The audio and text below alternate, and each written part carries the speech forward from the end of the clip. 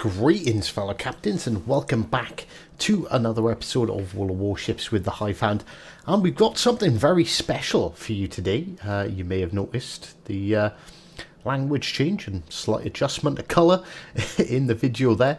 We've got a tale of two perspectives. You may see another rare event. T33kanne Wargaming is on the other team.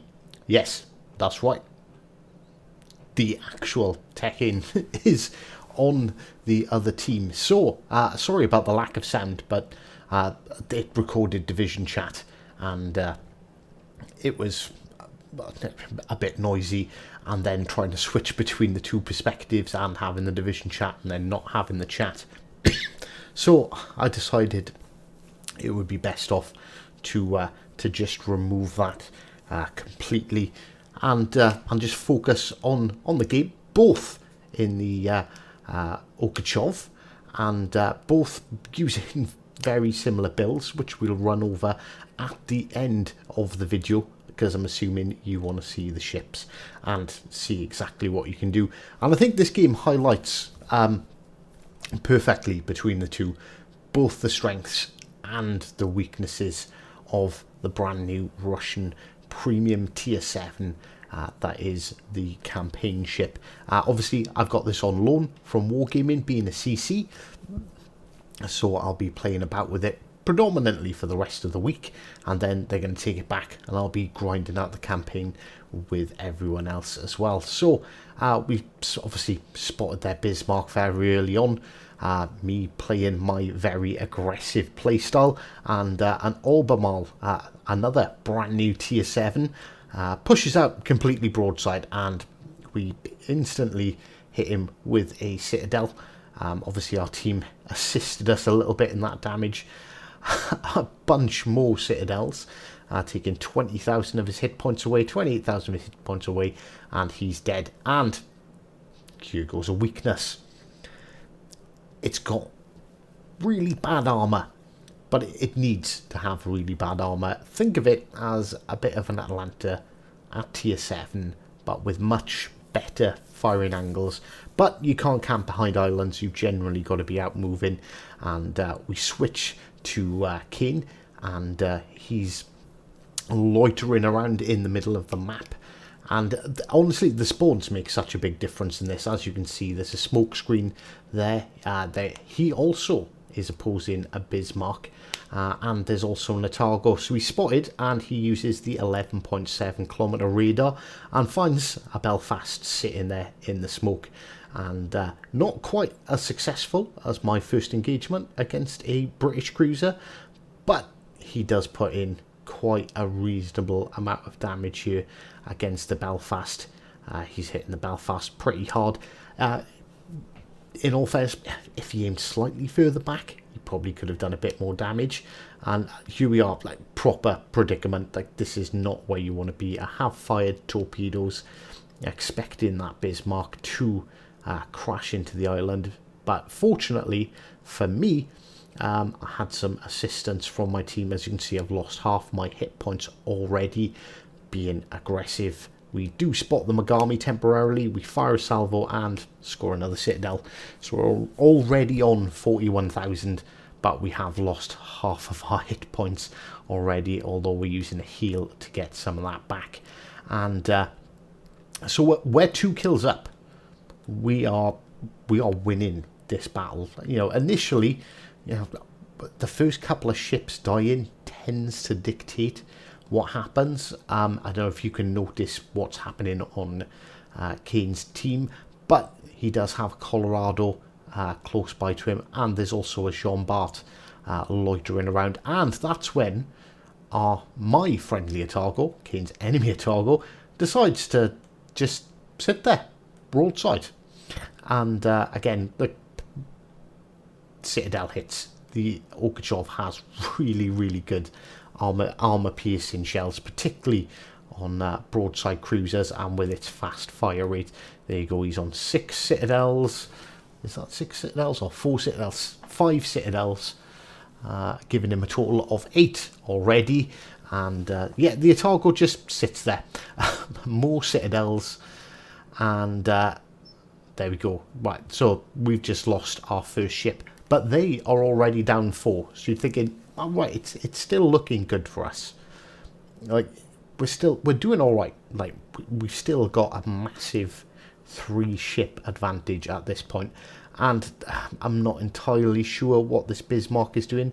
So Kane fires at the Bismarck, those torpedoes are out, and instantly switches to the Colorado. Now, you may have noticed a bit of a difference in the playstyles already. Obviously, everyone knows I'm hyper aggressive when it comes to this game, whereas Kane's taken a far more calculated and sort of tactical approach. You know, he's not rushed in. You know, he sort of held back a bit at the start, and that is paying dividends. And this is when he starts to push, and you will see those shells that I just fired coming in here. So this is where we actually begin to engage Kane for the first time, as our ships in B just decide they want to throw their lives away. So the Belfast, alright, he was sitting broadside, he's angled slightly. Kane instantly switches to high explosive. He knows what's going to happen. He's expecting the Belfast to turn away, and one more salvo should be enough. And there he goes. He's gone. That's another ship down. Now we just have a 1-ship lead, but as you can see, our fire's been pretty effective, and we have taken half of Kane's hit points in very, very short succession. So he's scouting us out. He fires a salvo at me.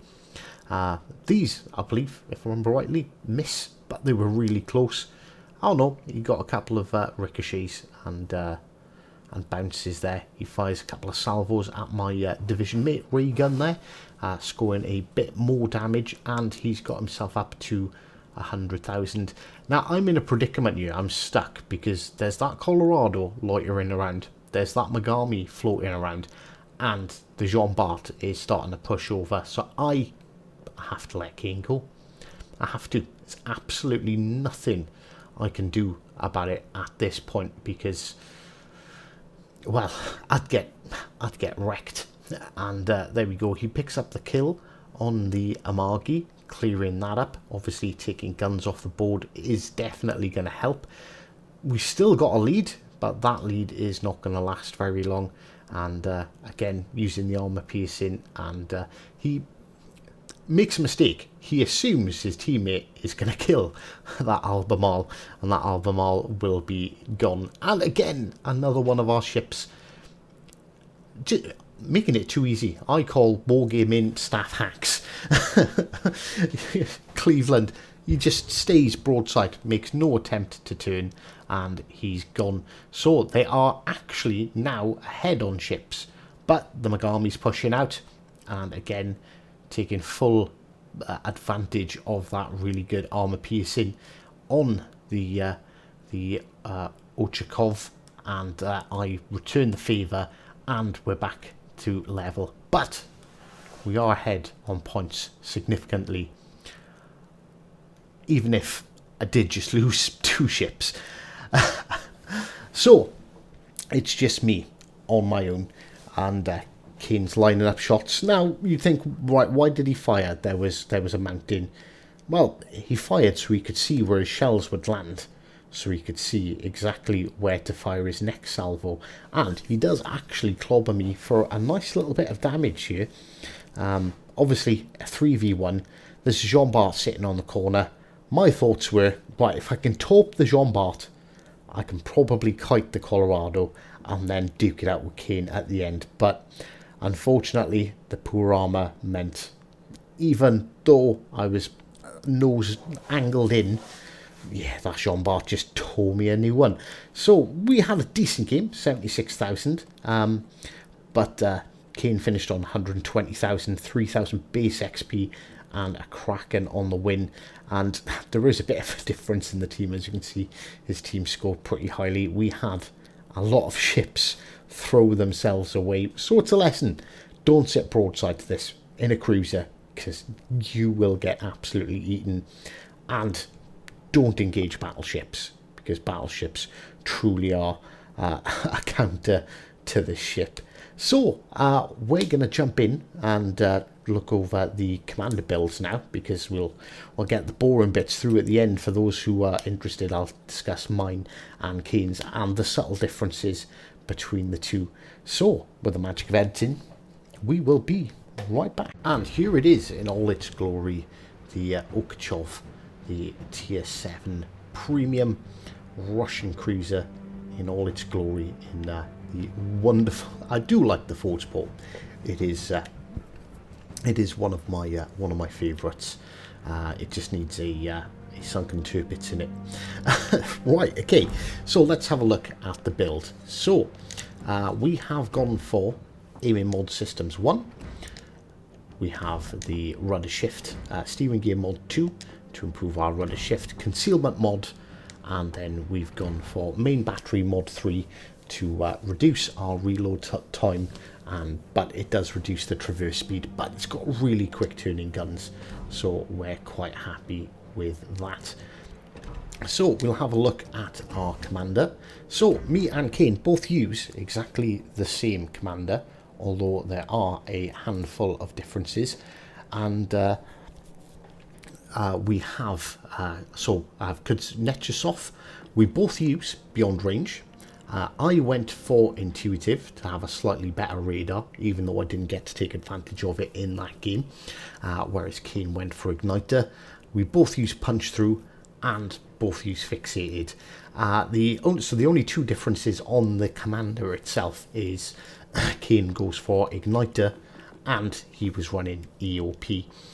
Slight difference with the inspirations, whereas I use Scott for accuracy and Yamamoto for penetration.